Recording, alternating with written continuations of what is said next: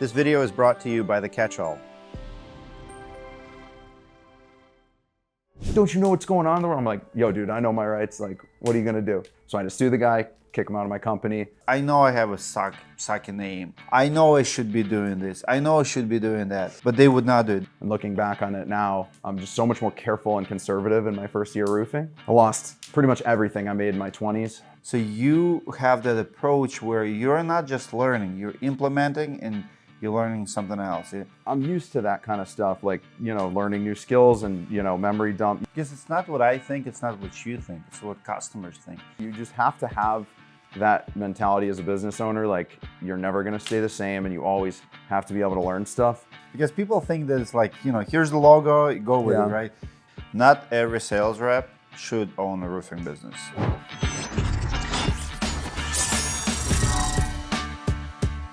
All right, guys, I think I'm getting more excited of interviewing guys in their first year in business versus, you know, giants in the industry, because industry is changing. Every year is different. And starting in 2025 or 2024 is completely different than starting 10 years ago. I have Jared in the studio. Jared, thank you so much for flying in, share your story.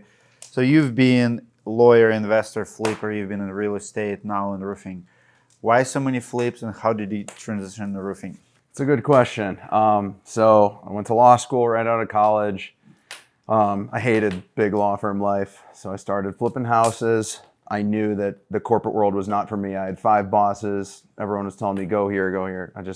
My personality, my DNA just didn't fit with the corporate world. So it was cool. 2 years in, I quit. And when I was flipping houses, it was like the ultimate like freedom play. I had fun. I got to get my hands cut. I learned stuff. I didn't learn anything growing up about construction. A lot of these guys who are in roofing, oh, I was in it since I was a kid. Like my dad would literally pay a handyman to screw in light bulbs. Like he didn't have the time, he was working. So I didn't learn any of that stuff. I just had to learn just by doing it. So the first couple flips, got into it and got bigger, tried to do 5 or 6 at a time. I was with a partner at the time, actually living out in California, and caught the guy doing some really shady stuff, as many partnerships go. Caught him basically committing like tax fraud, bank fraud, trying to refinance properties behind my back. And I was doing a lot of these with hard money loans. So I owed like 10, 12, 15 grand a month on these. I couldn't touch them for a while. So I had to sue the guy, kick him out of my company. I lost pretty much everything I made in my 20s. So I was probably like 28, 29. And messaged this guy in Cleveland. It was like, hey man, like, seems like you're doing good with the roofing, or he was like doing apartments or something. And he was like, hey, come on in for an interview. Like the next day, came in and he was like, you can look for apartments for me or you can sell roofs.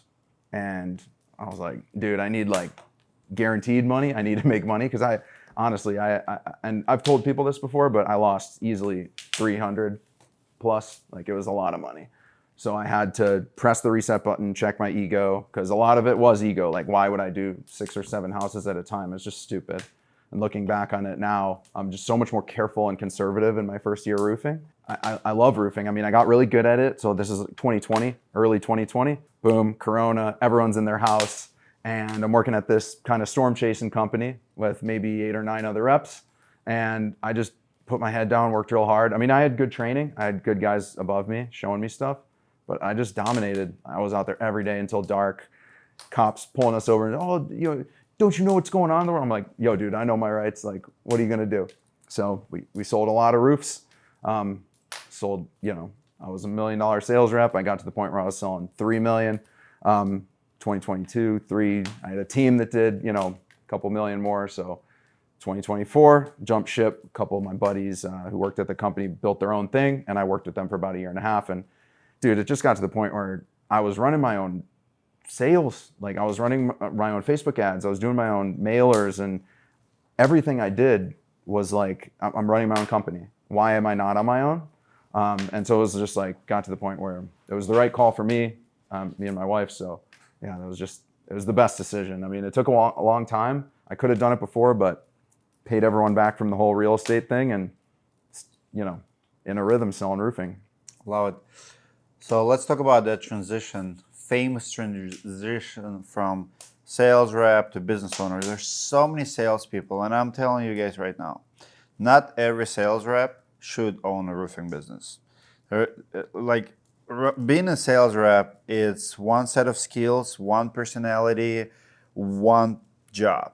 Running a business, running a roofing business is so complicated, and so many people start a business that you have no business to be in, but you'll be more successful keep being a sales rep than being business owner. Now, there are people, and you're one of them, like Jared here is, you're one of my favorite students, and I'll tell you why.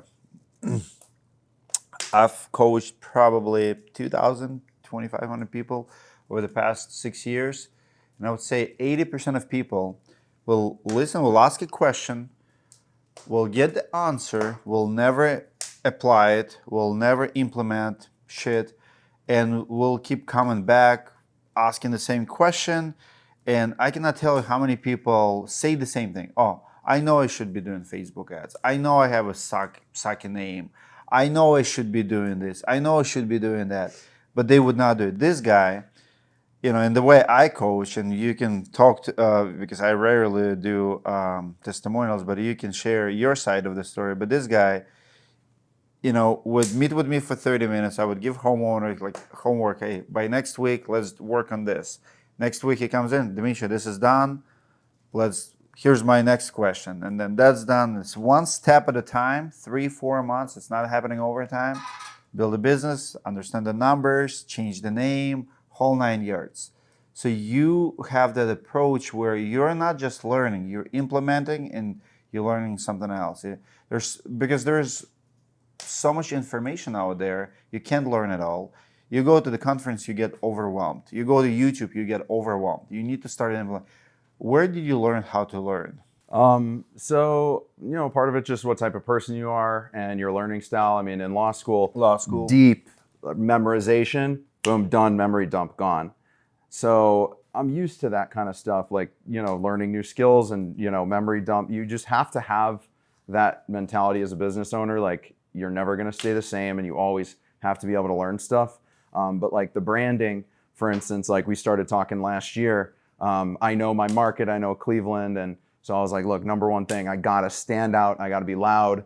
And I got to own it. That was my favorite process. Favorite process. Dude, What's the name of a company? And let's talk about branding and how did you do it and the feedback and the first reactions in the first couple months or first year with the new brand. Sure. So I've always driven a wrap truck, but my first year, you can sell $1 million in roofing out of a 2016 Hyundai Elantra because I did it. So like, it's not necessarily the truck, but like the added perception that homeowners get when they're dealing with a legit company, not just from a wrap truck, but your website and your business cards and your yard signs and stuff.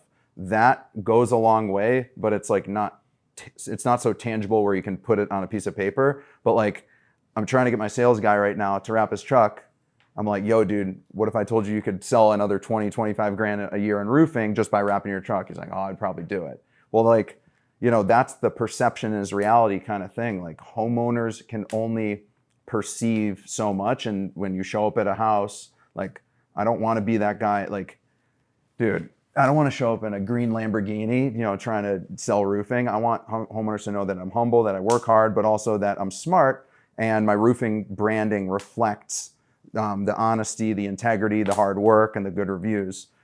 So like Radiant Roofing kind of came out from, we emailed back and forth a couple things. And I was like, look, this is the name I want, go run with it. And I really appreciate how your guys gave me like options and there was like, there's tons of options. For logo, you have like, I don't know, 40, 50 options. For vehicle wraps, there's 40, 50 options. There's focus groups, there's feedback. Because it's not what I think, it's not what you think, it's what customers think. And how important is focus groups? And what focus group? Like because people think that it's like, here's the logo, you go with it, right? You go to like Canada, there's so many websites. You can get a logo for $100. But what our process looks like. Yeah, I mean, I think asking your friends is probably the worst thing. Just ask random people. Like they're going to give you honest feedback and your friends aren't going to do that for you.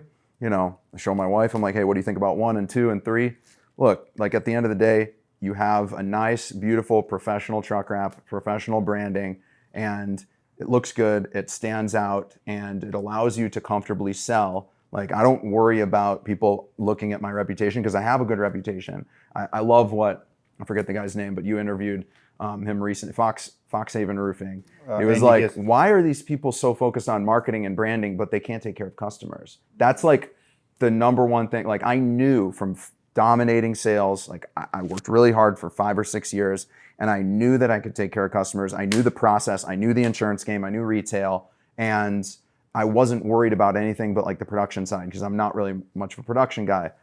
Learning how much drip edge and stuff to put on a house is not that hard, but like, asking people about, it's ultimately your business, but homeowners, older people, the older generation, I would say, is a good chunk of my customer base.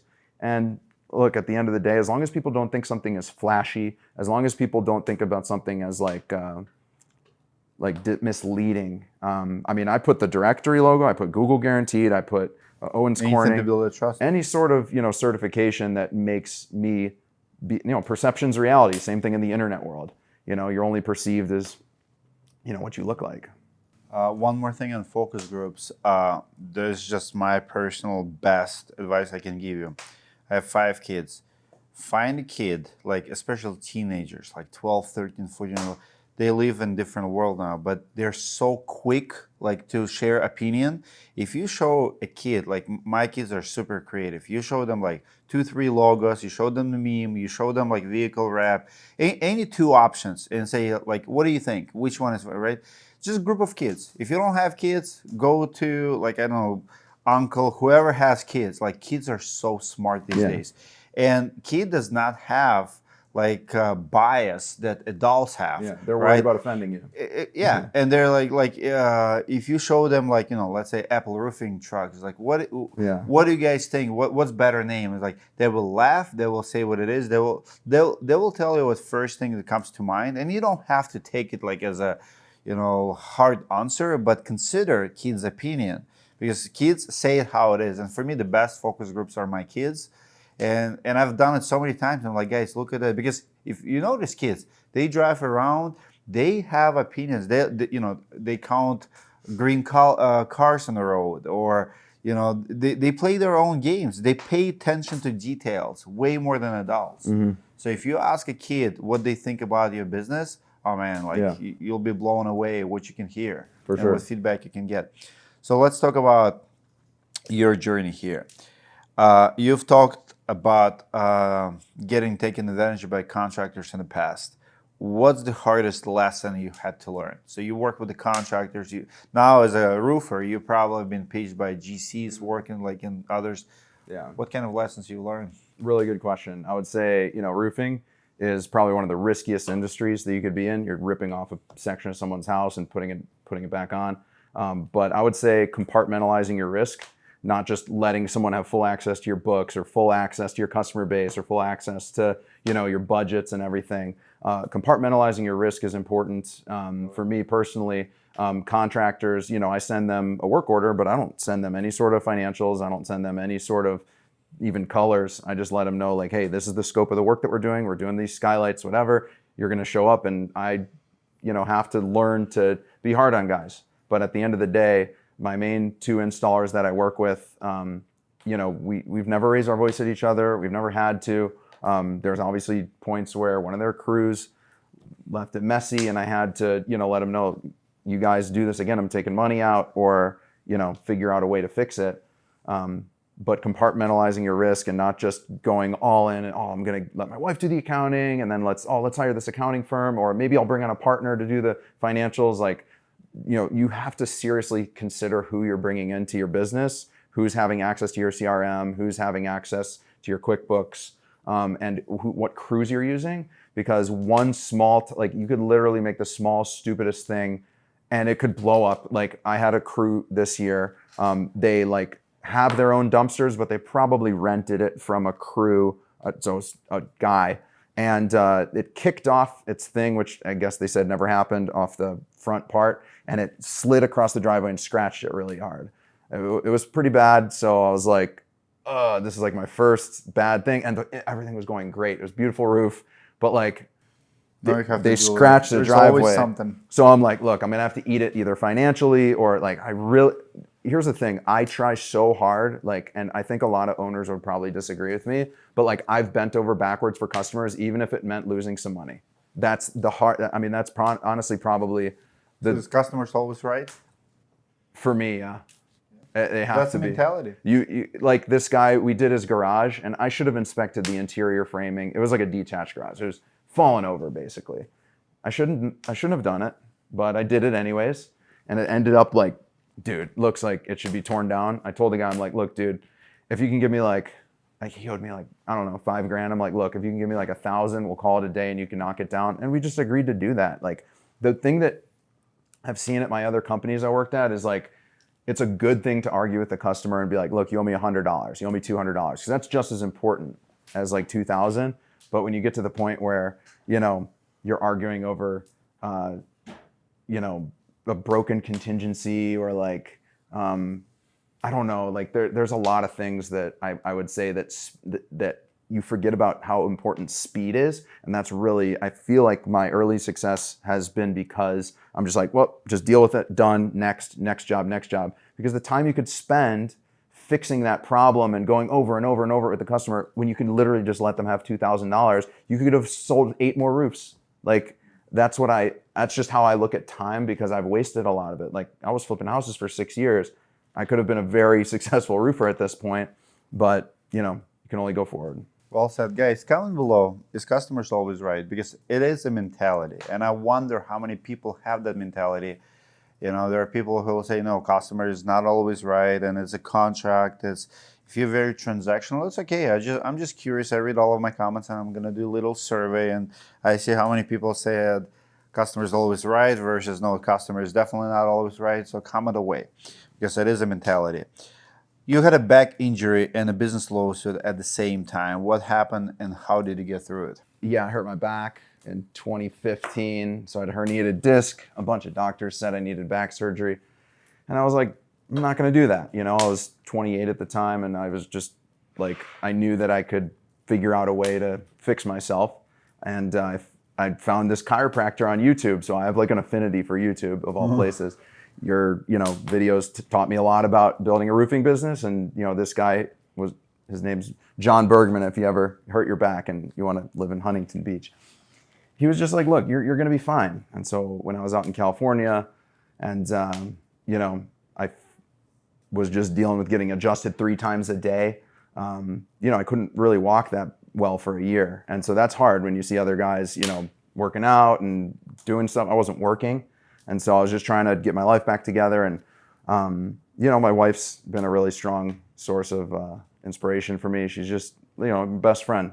She's supported me and I've supported her through a lot of really tough times. So, that's like your true business partner, What about lawsuit? So as an attorney, I always look at things like there's always options. Like with roofing, there's options. With, you got to sue someone, there's options. So like, I'll tell you, I basically found like a tax return and it had all these names on it I'd never seen before. And my name was on it. So he was like clearly doing some bad stuff.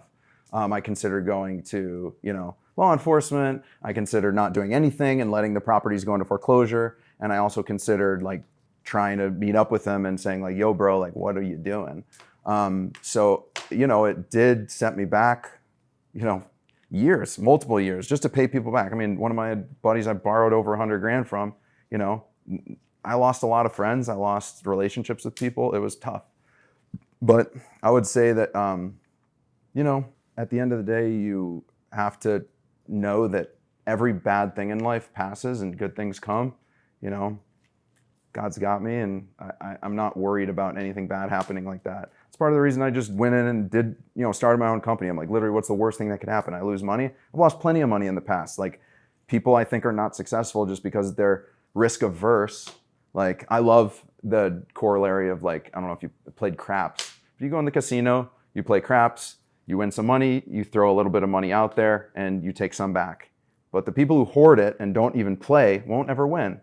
So like, to me, the roofing business is like continually spending money on marketing, continually spending money on office admin and, all this other stuff that really matters, that moves the needle toward, more customers, more income. You have to be okay with some level of risk. and look at like what's the worst that can happen. If you rip someone's roof off, the worst thing that can happen, just from watching your show, you can have an open roof exclusion in your insurance policy and have a lot of water damage in a customer's house and a 1-star review. You're not going to die. You're going to still continue roofing. You'll probably eat a big chunk of money. But at the end of the day, if you are smart and you protect yourself and you're well insured and you try your best to take care of customers. The reason I say customers are always right is because the biggest thing that's I think been good for me is like my organic SEO, like from Google. I hired a really good SEO guy. So like when I'm getting calls from customers, the typical call is like, hey, I found you on Google and I read your reviews and they were amazing. Like if I had 3 1-star reviews and I didn't take care of those other 3 customers, what do you think they're going to say? They're going to see amazing reviews and then they're going to be like, well, what about these other 3 or 4 customers that he forgot about? So like to me, eating $1,000 here or $2,000 here is keeping me with like a really, I have a 5-star Google rating. So like I have great reviews, and why would a customer not trust me? And so that is compounding now. And I know that those organic leads are important because I don't pay for them. And I can tell that when I tell a customer, hey, write me a review, but put some pictures and mention the city name and do all this. Like I have customers who have written multiple paragraphs and customers read them. It's a big deal. So going back to the customer, I bent over backwards in the beginning because maybe it wouldn't have been a big deal if I had 200 reviews, but if you have 25 reviews and 3 of them are bad, it's tough to continue, in my opinion.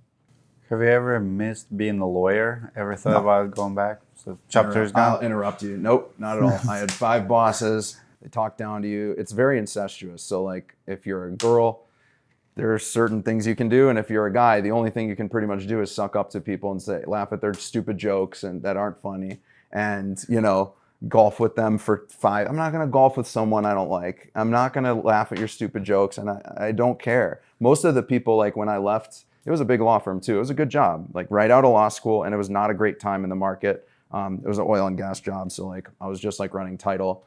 But when I left, there were people that were like, oh, so what law firm are you going into? Like they couldn't conceive that law school is 4 years of college, then 3 years of law school, then the bar. You're pretty much investing 8 years and a lot of money to do that. But I didn't like worry about it. Like a lot of people are stuck in their mindset of like, if they were born a roofer, that's all they can do, which is a wrong way of looking at things.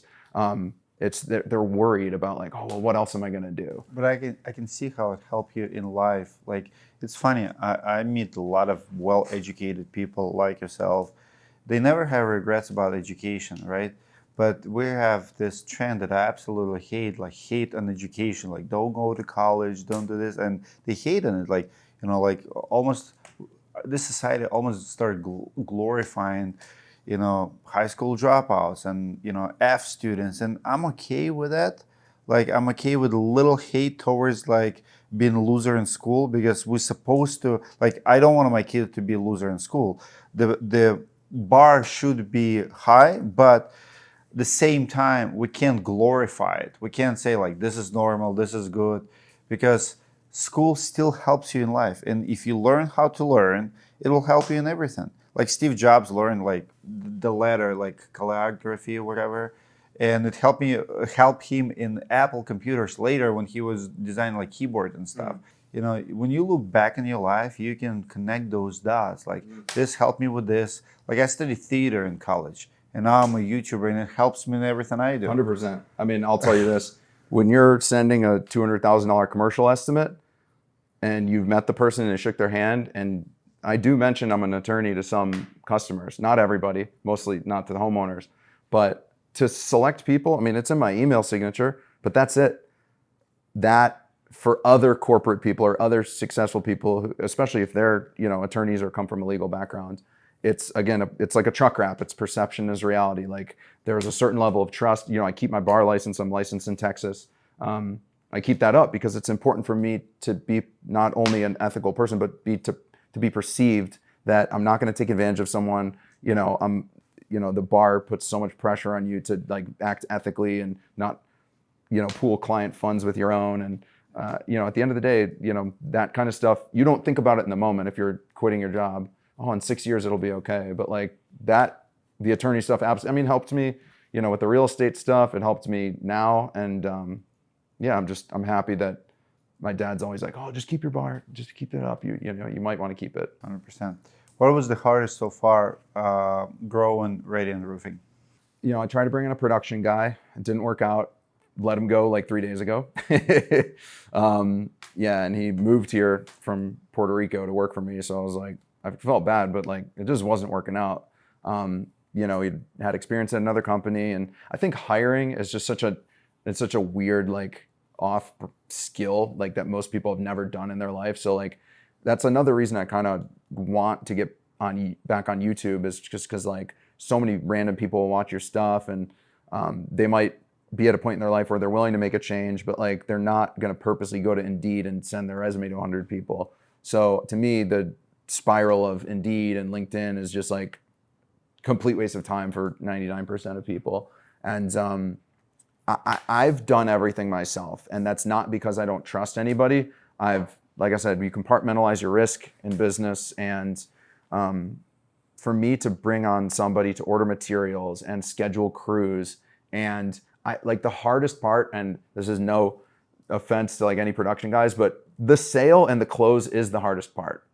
I'm sorry. Generating leads is extremely tough physically to canvas and jump on roofs and chalk them and follow up with them and finally hope that you can make some money off of them. And then, you know, the leads that you get online are incredibly expensive. So like I would absolutely say everything else is so stupid easy compared to closing the old contractor with an ACV policy, or like someone you fought on their claim for 5 months, but they have a high deductible and one of their parents just died. Like there's so many different layers to sales that like, you know, the production, that's why it pisses me off so much when someone gets a color wrong, or like there's not enough of a material. It's like, dude, it's the stupidest simple math. Details, yeah. So like that made me so mad. Like it's just such simple stuff, bro.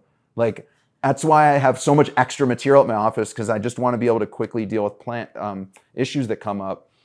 So like I mean, it was just a lot of different issues why I let him go. It wasn't a right fit, and I was like, bro, if you're having problems managing I'm doing about 3 or 4 roofs a week. I'd love to be a $5 to $7 million company next year. And my goal this year wasn't necessarily like numbers. In the past, you know, I talked to you about, you know, sales. It was great, you know, selling 3 million or whatever. Like those are great numbers. But to me, when you get into an ownership seat, that's like a vanity metric. It's a complete vanity metric. Nobody says, oh, I sold $8 million. Now come look at my books. Like everyone's, you know, their margins could be razor thin or worse. I know people, you know, who have been very, very, you know, slowly successful throughout many years. And I know people who are really successful their first year, and it's, you know, gone up and down. So like, I just think that the hardest part for me is letting go control and just continuing to have faith that someone's the right, you know, fit. And I know it's going to happen, you know, because I mean, just getting to that point, like I know next year is going to be great, and you know the right people. Especially if you put out content, like the right people are just going to be in your ecosystem. 100%. You got it exactly right, because many people think about creating content and becoming content creator, that you do it to attract new business.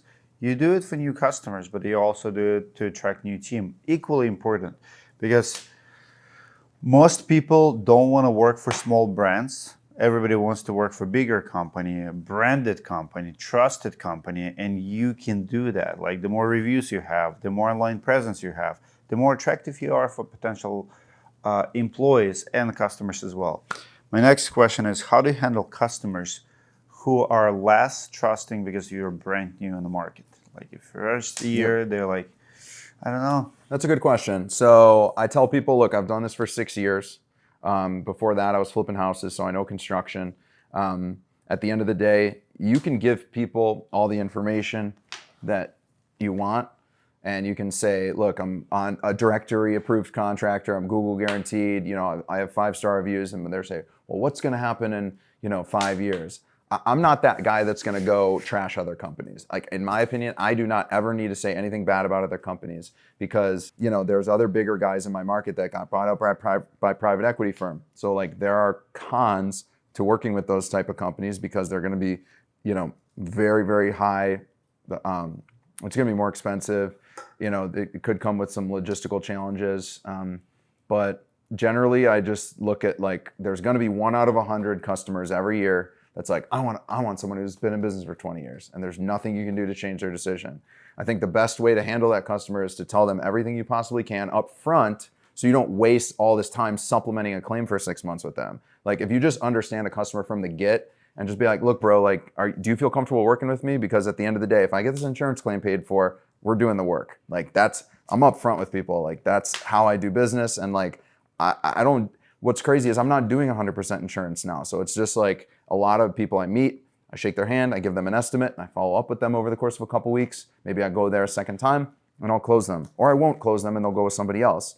But I think the way that you deal with that is just don't dwell on the 1 or 2 customers that aren't okay that you're new, because I'll tell you right now, there's been 7, 10 customers probably that went with me because I told them I was new, and they could see that I had fire to take care of them, and that like, look, dude, I'm doing all my own adjuster appointments. If you text me or call me at 9 p.m., I'm going to pick up the phone. They don't get that with a big company. You know, if you call me and say, look, there's some issue at the install, I can go to the install and I can, you know, walk the roof with you or whatever you're wanting me to do.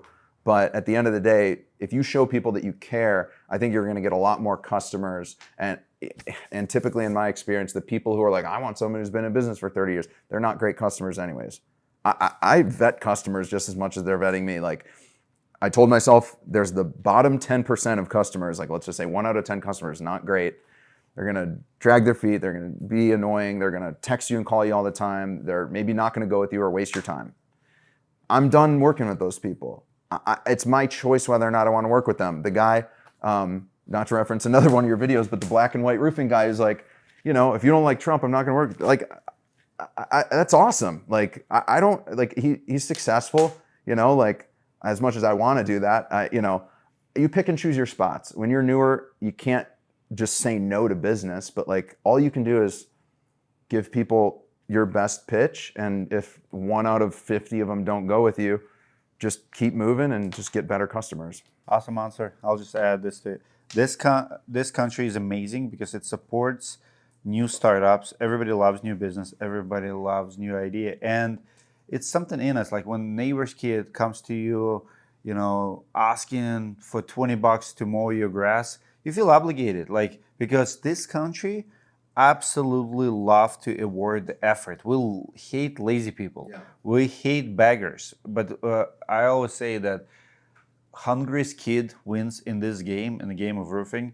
And there's so many entitled companies. When I started my first year, Storm Group Roofing, 2013, we have big giant companies, Seller Roofing, $50 million company. I cannot tell you how many jobs I won against them. Because people, they would not go on a repair estimate. If people call them, say, my roof is leaking, I'm looking for roof repair, they would say, we don't do repairs, ma'am. Or they would go for estimate, and they would have arrogance. Oh, it'll be 20 grand. Well, we've been doing it for 40 years. We're number one. Or what do you mean you're getting other estimates, right? But they would get other estimates just to see what else out there. And I'm a first year in business, and they're like, Dmitry, we really like you. We like your hustle, you know. And I was you. Like I would say, hey, I have 5 kids. This is all I do. You can text me at 9 o'clock, and like I wake up at 5. I go bed at 10, 11, whatever.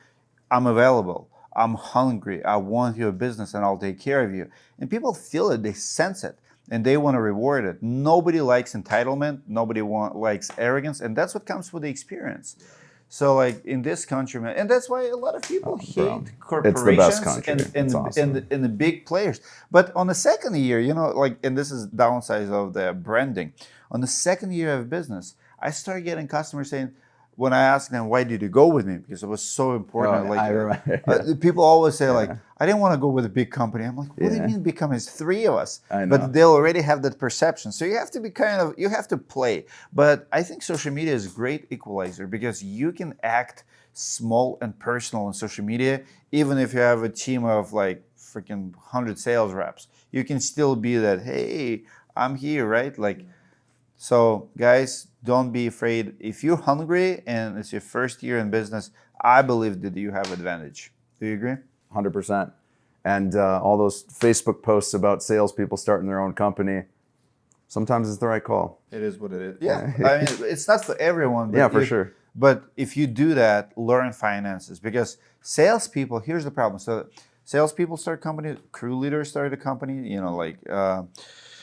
And people from the office starts company. I would say out of all three groups, salespeople are the worst, and the reason is because they're usually spenders.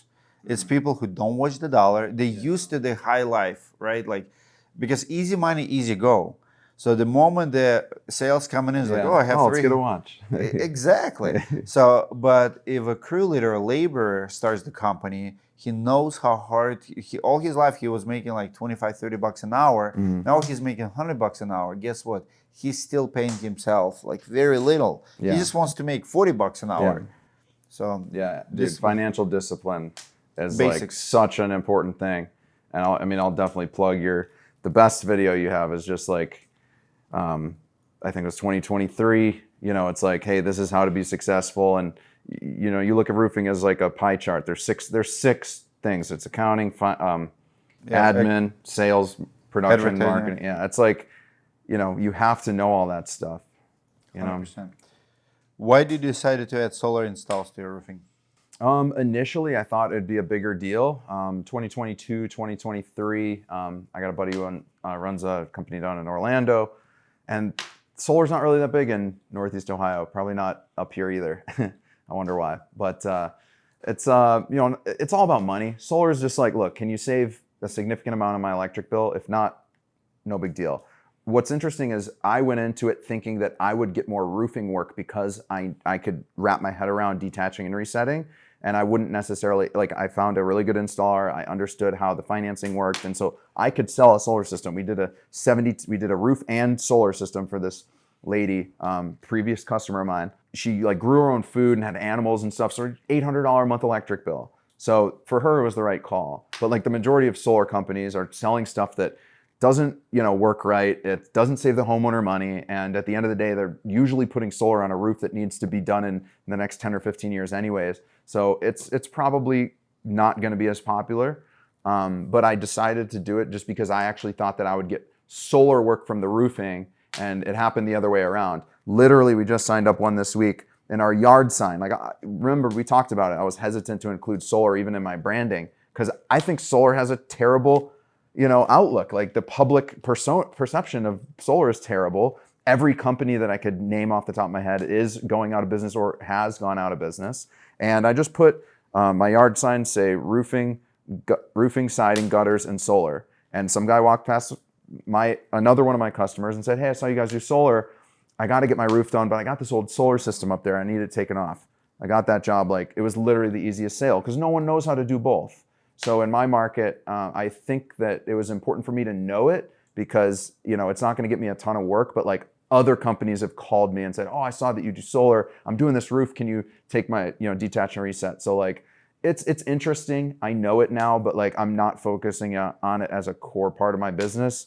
I'm definitely gravitating toward doing more commercial, more flat roofing, bigger jobs, and just, growing my company.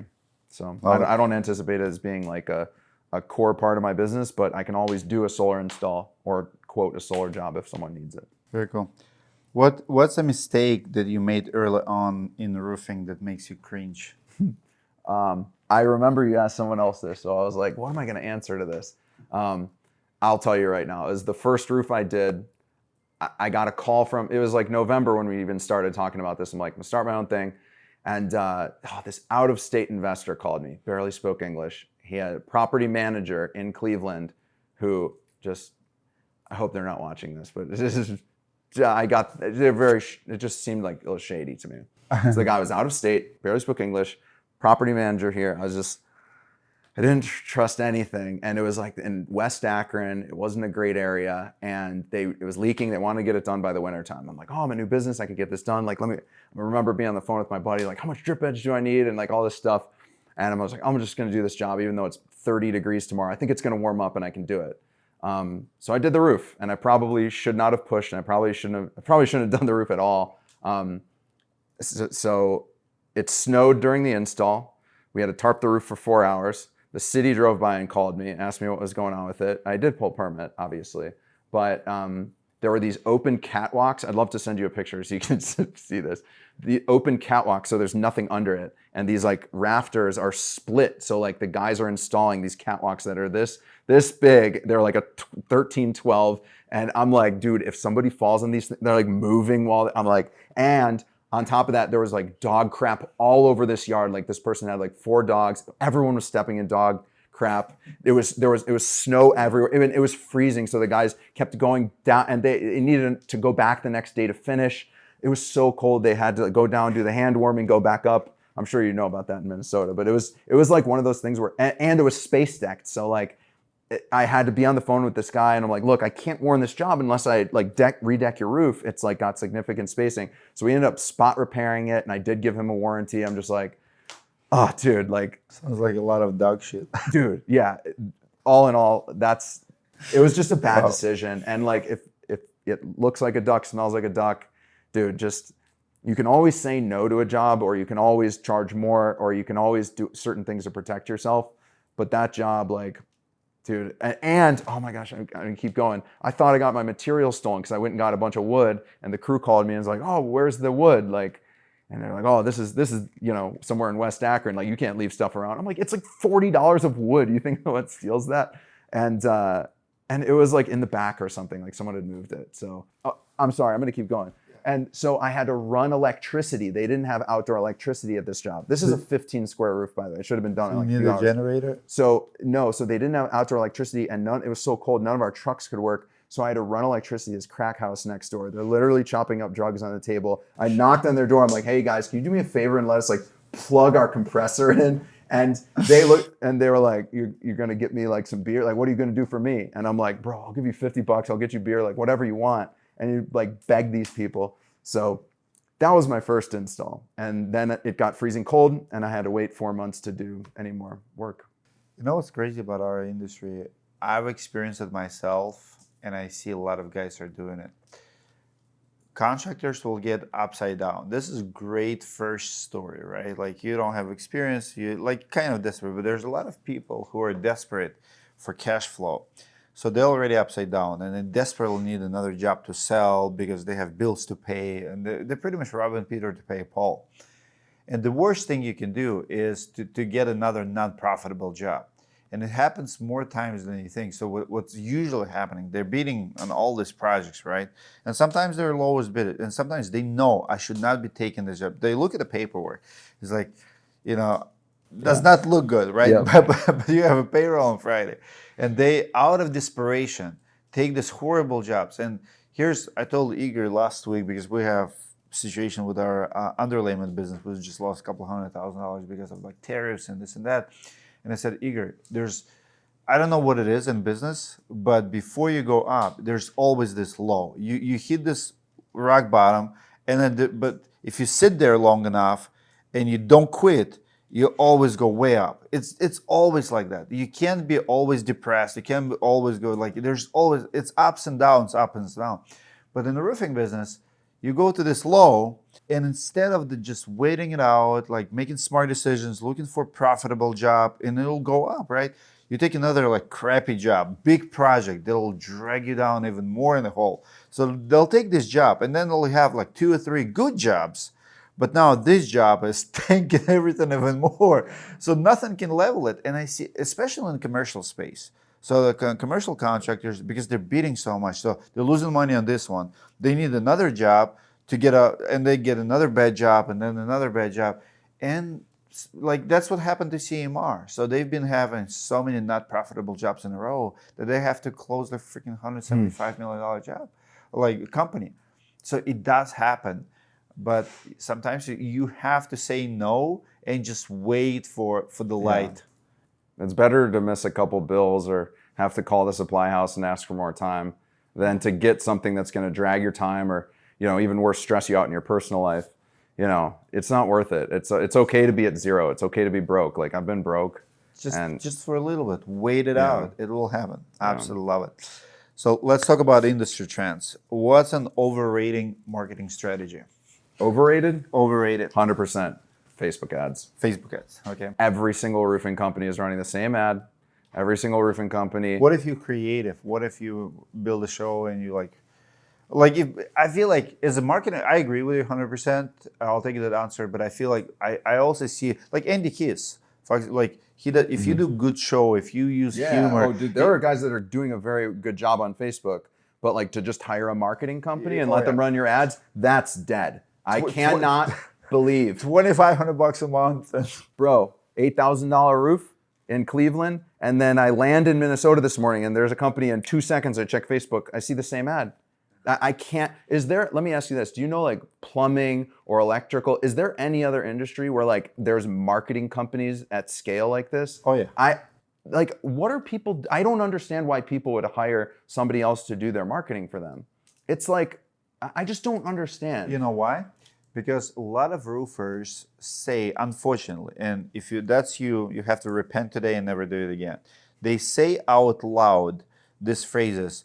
I'm not good at accounting, and they never run QuickBooks or do P&L. Yeah, I'm not. I'm not good at marketing, so that's why I'm not gonna. Guess what? If you are not good, that's your weakness. And in CrossFit, we say you are like as weak as your biggest weakness, right? Or as strong as your biggest weakness. So in your business, you are as strong as your biggest weakness. So guess what? If you bad at accounting, you're gonna suck. And you guess what? You don't have to be good at everything. You have to be decent. So if we have 10 roofers, you know who's gonna win the game? Who's gonna run the biggest company? Is the guy. Maybe he's not number one in marketing or accounting or sales or production, but it'll be the guy who out of 10 will be third best at marketing, third best at accounting. You just have to be decent enough in each category and consistent enough. You're gonna win the game. You have to just answer phone calls a little bit faster. Your ads have to be a little bit better than other guy. Just little things, be better. You don't have to be the champion. But we have guys who may be number one at sales, but number 10 at accounting. And guess what? You're going to file bankruptcy in 3 years if you don't know how to manage your money. And the same with marketing. If you don't know how to advertise, that's why. Yeah, advertising's been like my one thing. Because as a sales rep, I actually spent my own money on Facebook ads. So like I knew I was spending a good amount every year as a sales rep. So, you know, to see, and, you know, I did mailers and all sorts of other things to get leads. So I didn't have to go out and knock doors.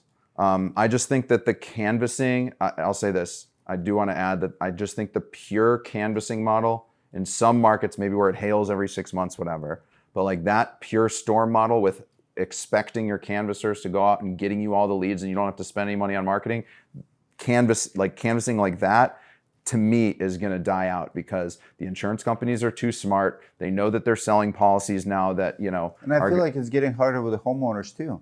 It's not consumer behavior. Nobody likes that 20 door knockers to their door. Yeah. We've been so slammed, and you know, it's me with one sales rep.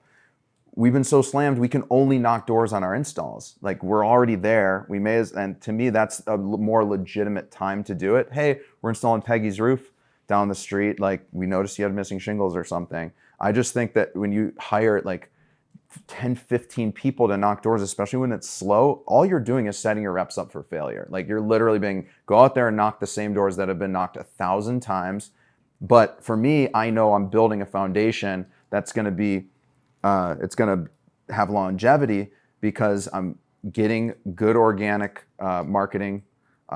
I know that I'm getting like all the other forms of marketing that I'm doing, I'm getting results from, so I can actually give out leads. So like now that I've mastered marketing and getting my SEO on point, like my phone rings 4 times, 7 times, you know, as things get more of a snowball effect, then that gives me power because I can go to a rep and say, look, you know, everyone else is charging 10%, you know, paying 10%, but I have leads all the time that I can give you. Who else is going to do that? And if they have any experience at any company, you know, even outside of Northeast Ohio, they're going to be like, oh, sweet, like I get company leads, like that you might not make as much on them, like maybe I have to pay 7 or 8%, but I'd way rather have my reps constantly hitting appointments for me and like have time to knock doors once or twice a week. That's just a sign of a healthy company.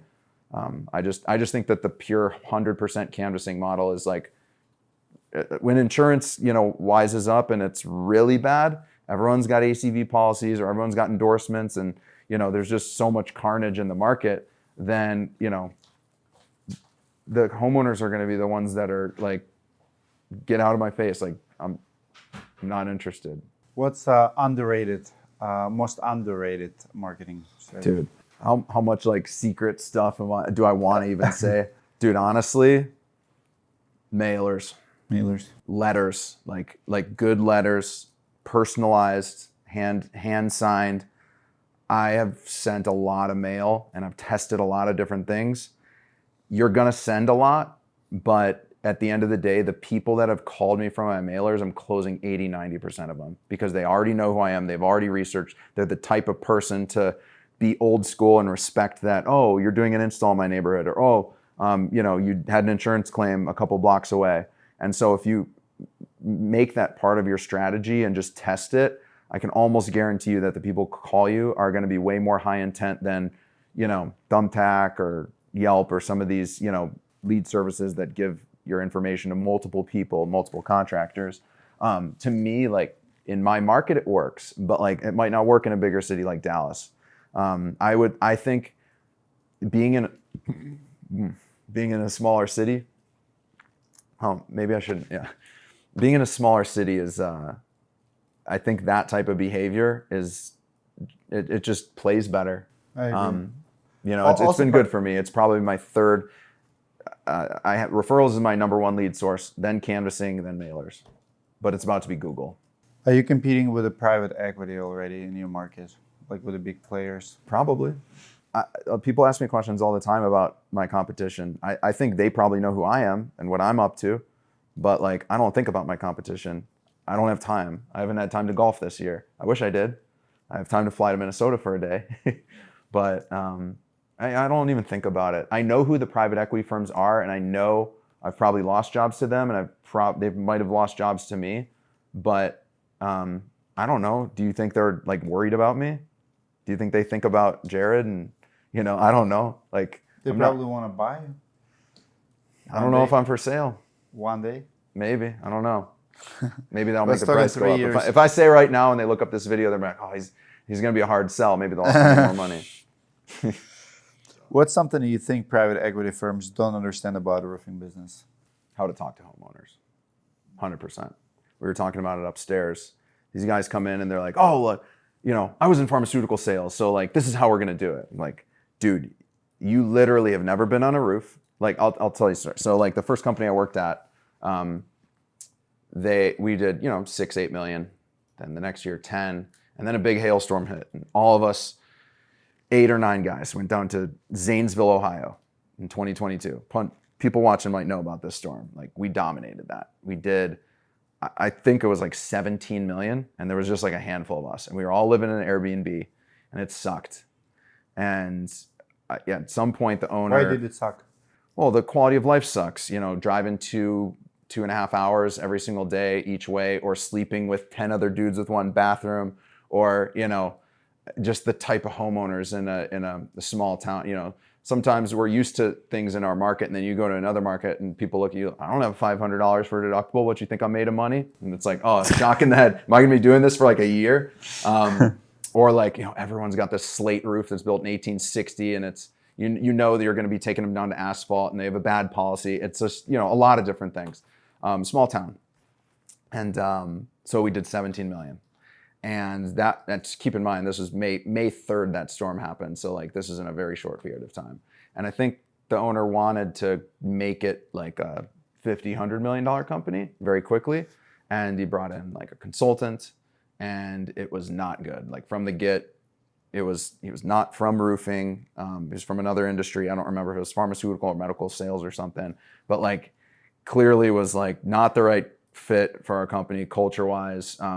No one really vibed with him. I mean, I think I kind of saw the writing on the wall. Like me and him clashed a couple times. Like he was like, calling me, and you can't say this in a salesman. I'm like, bro, like, I'm not going back down there for another 3 months. We dedicated our lives to this storm and sold a bunch. Why are we going to keep, so I don't know. I think they saw that, they could expand off of that chunk of success, which they were clearly already successful. And I don't have a problem with them. I don't think they've ever had a problem with me.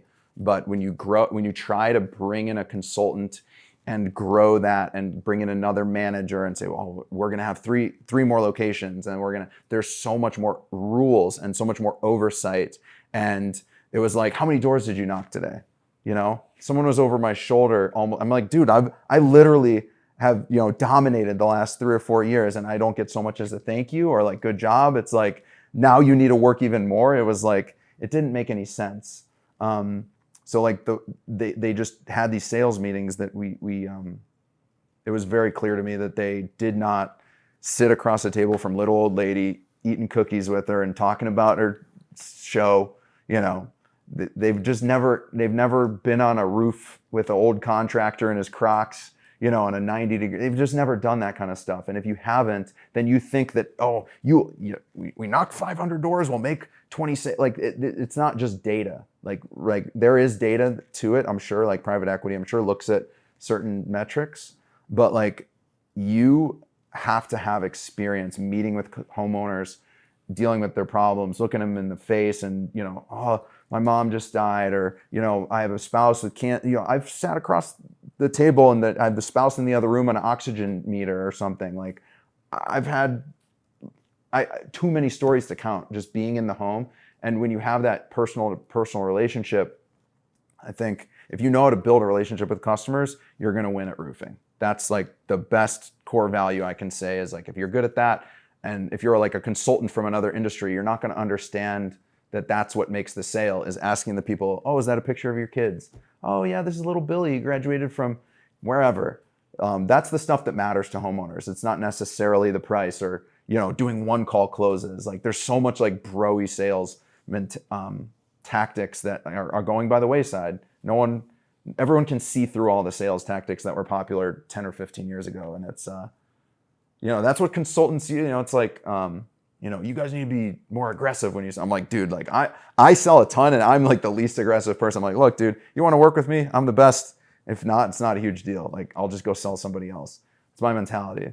You surprised me today, because before today, I've seen different Jared. Like today, I see a rebel who doesn't like to work for corporations because he has bosses telling him to do, doesn't like PE or consultants who tells him what to do. How in the world you were listening to me what to do? Because we were like, we have so many calls, and you were like, yes, sir, yes. Like you I felt like you wanted not only direction, you were asking, and I don't know. Like I love it. You surprised me in a good way. I get it. Like if I feel like, well, if a person does not have authority, he will never listen. I'll tell you why. I mean, it's just, well, first off, I've played a lot of poker. I'm like a very good like gauge of people. I can just tell you're a real dude.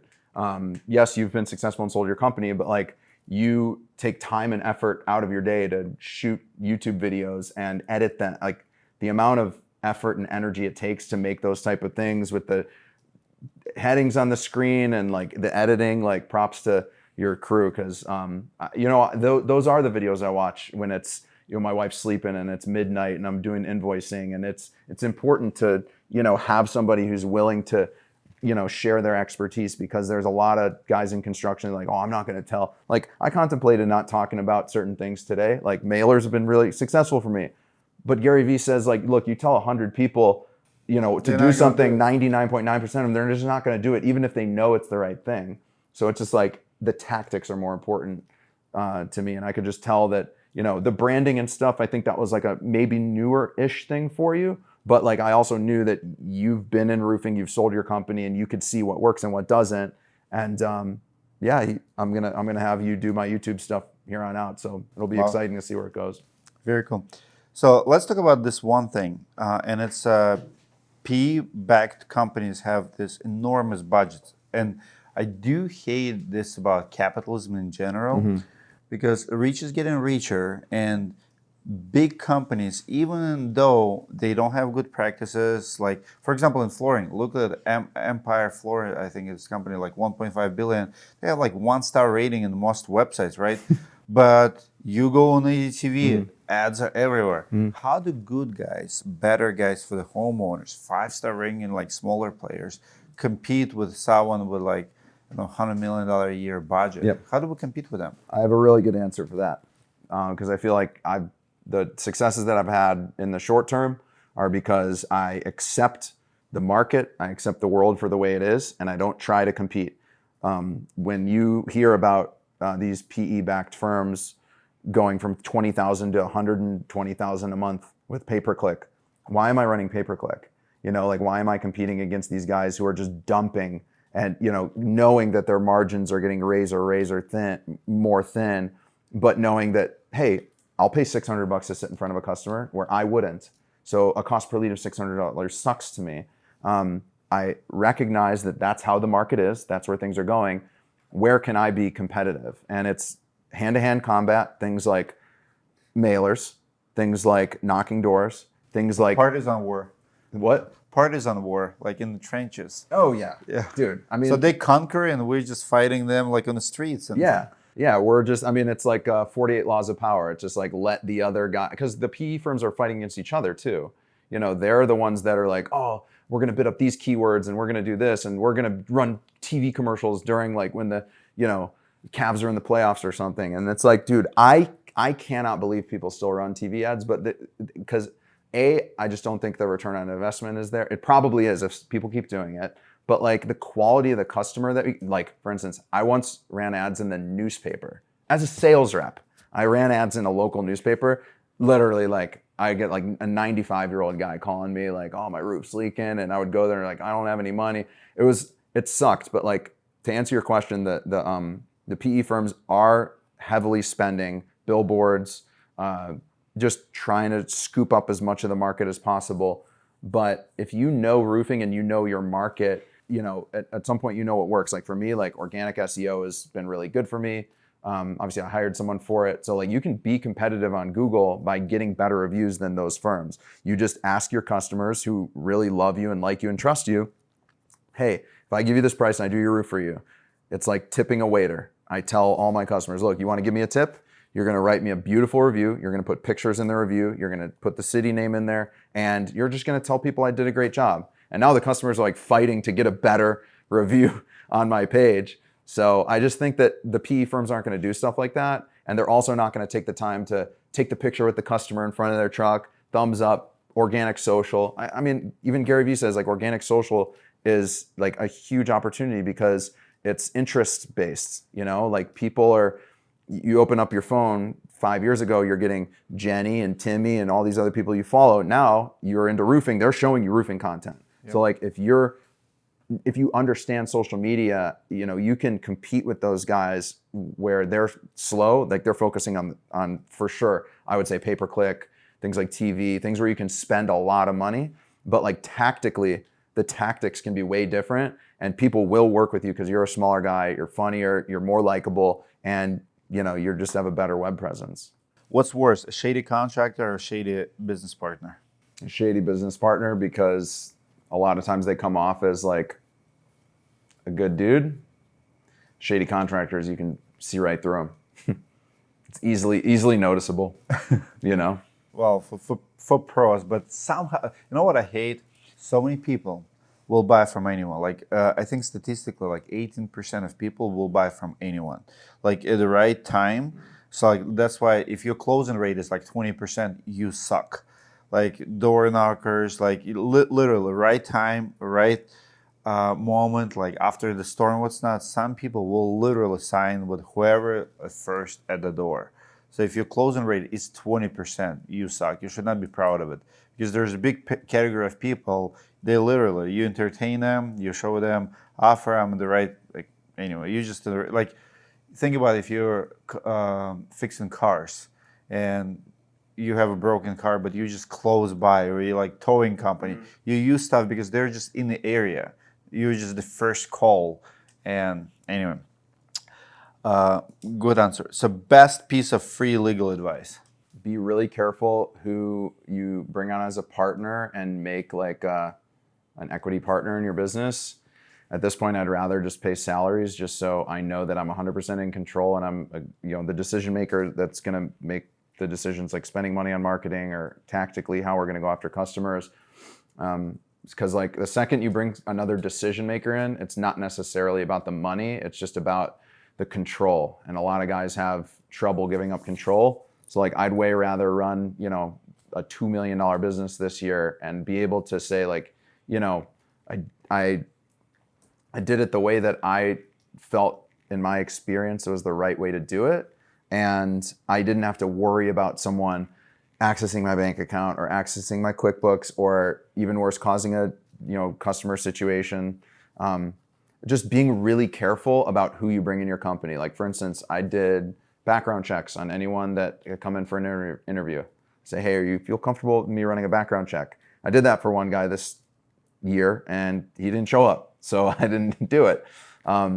So like being extremely careful. Like, here's one thing I'll say is like Grant Cardone always talks about like revenue per employee, and I know it's like a really big thing in the roofing space, but like one of the biggest things I'm proud of is it's just me and one sales rep, and we're at like $1 million. So like if I'm lucky, maybe I'll be at like 2 at the end of the year.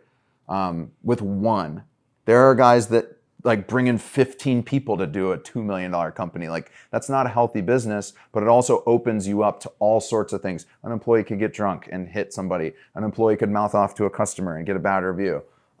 Humans are a liability. Like, that's why AI is doing like so well. Like, it's this, hey, ChatGPT, can you just, like do all my homework for me?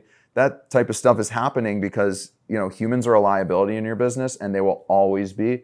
So like, these, if you ever read like through an employee handbook, the reason it's 38 pages is because there's like 150 things that could possibly go wrong. That's why you have to sign this thing that says, I understand that, if I, leave the company, I'm, not due commissions. I understand that, if I'm driving a wrapped truck, like it's my responsibility, XYZ. Those paragraphs are in there for a reason, to protect the company. And the company has to be protected because somebody's at some point in time has done something really stupid. So I'd rather grow, to be a lean company, like lean. I love this book, Lean Startup by Eric Ries. A very, very, very good book. It just basically says you can, build a very streamlined small company with a few people, a few key people, and you don't need a lot of it. Like, you can automate your accounting. You can pay a girl to answer the phones. Like, there's a lot of people that can just do tasks. And that's the best legal advice I would say is the less people, the less problems. What does every contractor need to understand about their customer? You need to understand about their personal life. Because if you dig in their personal life and you understand that, oh, I have a kid who's 16, a kid who's 18, they're going to be thinking about college, and that's what's on their tip. You have a person who has a spouse who's sick, they have medical bills. If you don't ask a homeowner, hey, like, nice car, and they start talking about the car, oh, like, I love that car, whatever. You have to learn how to talk to people, and if you have to be genuinely interested. You can't just be like, oh, that's a nice Ohio State flag. You like the Buckeyes? Okay, all right. Anyways, it's $20,000. That's what a lot of people think it is, building a personal relationship, and it totally isn't. It's like genuinely, like, the other day I just sat in this lady's kitchen and she was showing me pictures from like the 70s. She was like, oh, I was a big hippie and riding my motorcycle around. I was like, no way. And she pours me a drink of, something I don't want. It's like, that's what it is. It's just hanging out with people. It's literally, when you put like, aside from like knocking doors and that, but hanging out with customers is not that hard. It's just like, just want to be there. Even if you don't want to be there, or there's 9 cats walking around or whatever, or a chihuahua's like humping your leg, you just gotta want to be there. And I just think that you just have to want to deal with people, Love it. I actually envy you because I believe that first year customers is your best year customer. And the reason is, like, I remember my first year customers is the customers when you get the closest to them. You're going to grow. You're going to delegate. You're going to start having a manager. You're going to have 3, 4 salespeople, 2 project managers. At one point, you can't do it all. Like, after 5 years in the roofing business, I would walk in and I remember I look at a file on walls and I did not recognize the names. It was so weird. But it's a nature of progression. But the first year in business, you remember their kids' names, what they did. And to this day, I remember, and we actually like network. I had a customer who I met at the gym 5 years later, Yeah. Al Gorski. So I come in the CrossFit gym, like here at Plymouth. I'm like, Al? He's like, Dimitri? I'm like, I did your roof. He's like, yes, you did. It was so cool. Do you still live in Maple Grove? No, I move in Plymouth now. But that was a first year customer. I feel like first year is like your first love. Like you just pour different energy in them. And I feel like we lose that first love Yeah. as we grow. And it's hard because once you scale, like I'm pretty sure even the restaurants probably have first year customers. And I mean, you're going to become regulars and that's what you're going to be. We don't have regulars in the roofing business. That's the problem. Yeah. Later we just fix problems. But I envy that because you still have it going. Worst business advice you ever heard? You've said it. It's just because it's the thing that popped into my mind. But like, I hate when people say "fake it till you make it," because like, if you're not running a profitable company, there's no point. Like when I say perception is reality, customers seeing your wrap truck and seeing that you're, doing other roofs in the neighborhood, like that's a good perception. But like, fake it till you make it. I hate when hearing that kind of stuff because it's like, oh, just be flashy and then it'll seem like you're successful. Like you're just feeding your own ego, It shouldn't matter what other people think. Like it should only matter what you and your wife thinks. What would you tell a young lawyer thinking about quitting their job and flip houses or become a roofer or what's not? I would say when you're young, that's the time where you can taste a lot of different things, do a lot of different things and try and fail. You can't do that when you're 50 or 60. You physically can get on roofs when you're 25. You might not be able to do that when you're 50 or 60. You have less responsibilities. You don't have, might not have kids yet, or you might not have rent. Like, the guy works with me, he's still living at home. So like, he's about to buy a truck. He doesn't have any expenses. I told you, I'm like, bro, like you made $3,000 last week. Like you can afford $500 a month, but somebody who has child support and alimony and all sorts of 30 and 40-year-old problems, I don't want to hire 30 and 40-year-old guys. I want guys who are young, who I can mold into killers, like, because I know how to be a killer. I can duplicate myself into them, and I can also do it early enough to where they can be okay not making so much money in the first couple months. Yeah, I mean, look, the world of legal, if you talk about something that's going to be overtaken by AI, dude, everything that cannot be done by a human, like look at LexisNexis, like every single court case, every citation is in there. You don't think people are using AI? Hey, can you make me a court brief for, case in Wisconsin where a DUI, was underage and, whatever, was going over the speed limit. Make me a court brief to respond to this type of motion. You don't think that's happening? Absolutely it is. And what's going to happen is you have the boomer lawyers who aren't retiring. And when I graduated law school, it was kind of coming out of the recession, 2012. So a lot of older guys weren't retiring, and a lot of guys that were graduating, they, like the law schools even said like, oh, we have these great like employment rates. I guarantee you they're all wrong. They're all inflated. And I knew people who had like straight A's who couldn't get a good job for like a year after graduation. Wow. So like when you're an attorney, you're stuck in that like lane. And if you are open to, I'm telling you, there's a ton of opportunity in construction. You might have to partner with someone. You might have to, eat it for a little bit, but bro, just follow your dreams. That's it. Love it. Last question. Best branding advice for other startups? Look at your competition, because you don't want to look like them or sound like them. You want to sound like a version of yourself. Like Radiant Roofing is like, I feel like, most of our calls have been pretty professional. We haven't had a chance to, sit down and chop it up like this. But like for me, like I'm loud, I'm, brutally honest, I'm like sarcastic, and like I'm like, that's just how I am. And like Radiant Roofing, like obviously I want the roofs to be beautiful or whatever, but like I also don't want the same logo that every other roofer in Cleveland has. And I also don't want to be the same color. So there's a big roofing company that's purple. There's another one that's red, and there's another one that's, blue. And like, I just don't want to be that. So I looked at my competition. I also looked, ironically, at what some like plumbing and other home services companies were doing. There's a company, I think it's called like Arco Home Services. Like they made this, like, it's like a teal and orange wrap with like a robot. And I drive past their trucks all the time. And like, to me, I wanted to be like the roofing company that like was like that, because I remembered it. I'm not necessarily going to remember John J&W Plumbing, but I see those trucks, and it's just like, you have to be memorable, not just as a person, but as like a brand. Love it, man. It was awesome. Guys, comment below what you think about the episode. Comment away, and I'll see you in the next video.